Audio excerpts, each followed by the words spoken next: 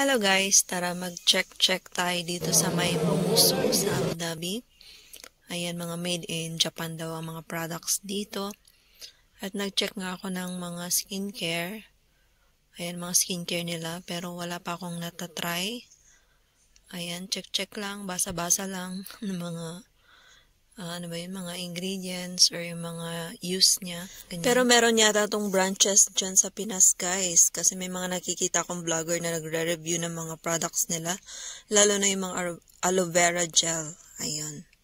Kaya ayun, kung may nakatry na sa inyo guys, sana mag-comment kayo kung hiyang ba kayo. At meron nga rin pala silang perfume guys. Ayan, ang daming options. Pili na lang kayo.